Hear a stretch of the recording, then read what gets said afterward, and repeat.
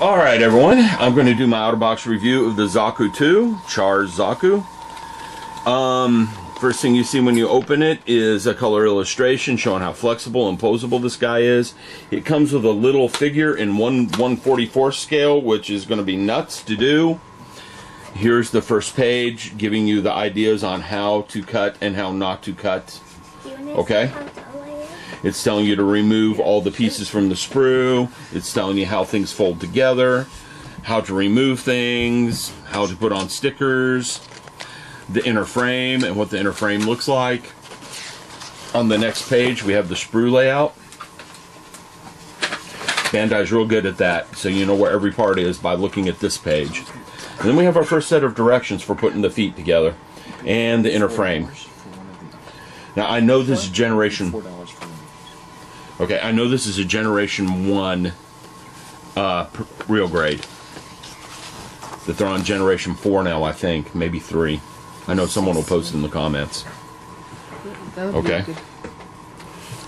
And we over here, we're finishing up the leg. And we've got all these little parts we have to put together. This is cool because you're going to put it together on the sprue. And then cut it. I was worried about all those little parts. And that's how you make the hose. That's really good. That's going to look really good. Okay, and again, I'm not painting this thing. Hold on, BB. And here's the centerfold. You know, the model porn shot right there. For those of you that love styrene. Okay, and we have this right here. The arms. And the inner frame on the arms and the outer armor. Over here we get the shoulder armor put together in the torso.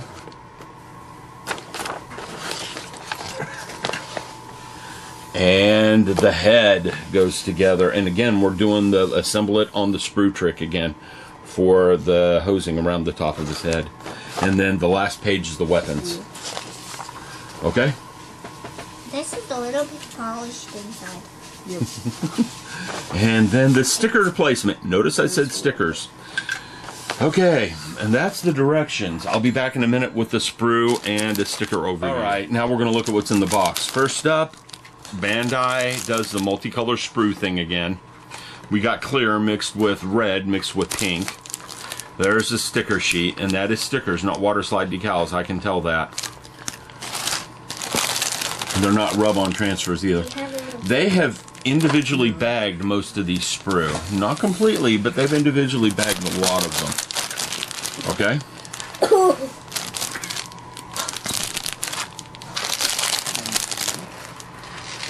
Now, I'm going to put, at the end of the video, once I get the bags opened, I will put photos of each one of these. So you guys can see the photos of the sprues, because people were asking for that.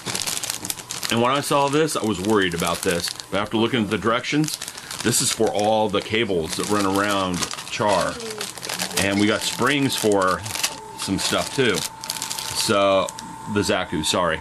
So this is going to be an interesting build. Alright, I'll be back with those photos. Frame B. This is the inner, sprue B. This is the inner frame. Okay? I've not done anything to this. I've not added any parts. And see this part right here? There's a ball joint in there. And that part is molded in with the ball joint. See it moving? How in the heck is Bandai molding parts together on one sprue that are joined like that? Whoa. Oh. That's molded on the sprue. It's molded, but it's jointed. It's two pieces that are going to be... There's already jointed together, molded that way on the sprue. And movable. And movable. Smokes. I don't know how they did that. You guys see me moving that part, right? Yeah. Oh, wow. There's a ball joint in there. How did they... It came that way on the sprue. And from the looks of it, I think these arm and legs are jointed the same way. Well, when you said it was formable, Posable. I was wondering, how do you do that if you're gluing it all together? But they've got them all... It's got joints and stuff. Yeah. That are movable. Wow. And it looks like they did it on the sprue, and I don't know how they do that. I'm going to pull some more of this apart, and I'm going to stop every time I find one like that and show it to you guys. I'll be back in a bit. Okay, everyone, this is another one of those pieces. I cut it off the frame sprue, and more than one person told me they're molded this way, and this thing has 2 joints on it. I did not put that together. It came that way off the sprue. That's just nuts in my opinion. And David, you shouldn't have put the glass in there without talking to me. Oh. So don't do the other ones. Okay. I'll explain why. That glue, the green and the orange glue will craze the glass. It'll frost it. Oh, will it? Yes. I tried to be very careful where I put the glue. You can get away with it. That's how I did it for years, is being very careful with the glue placement. But there's better ways. I've got glue that won't craze it, and it'll dry clear Okay. as the glass. So it's a better way to do it. All right. Okay? So when you go do the next ones, because the next ones are a lot more delicate, tell me. Okay. And we'll do it with the proper glue. Very good. Thank you, John. Not trying to be mean, just... No, I appreciate it. All right. I have done the first 2 steps on this thing to get this far. The gate marks here, they're kind of hard to remove. I'm using a fingernail polishing sponge to do it, and it's not doing too bad of a job. You can see where the gates were. I will do that with some weathering and just chip that foot up, but the legs and stuff are going to be harder to do. And pieces do move still. You can see that. All right, coming back in a little bit, working slowly. It's about a half hour to get 3 steps done on this thing. I got the feet done. There are lots and lots of fun here. There's like, how many pieces there? 1, 2, 3, 4, 5, 6, 7, 8, 9. 9 pieces per foot. And they are articulated. You can see the bend there, and the toes bend up and down. Oh, right at the tip? Right at the tip. And they bend at the back too. Oh my goodness. Yeah. This thing's going to have a lot of articulation. Wow. Okay?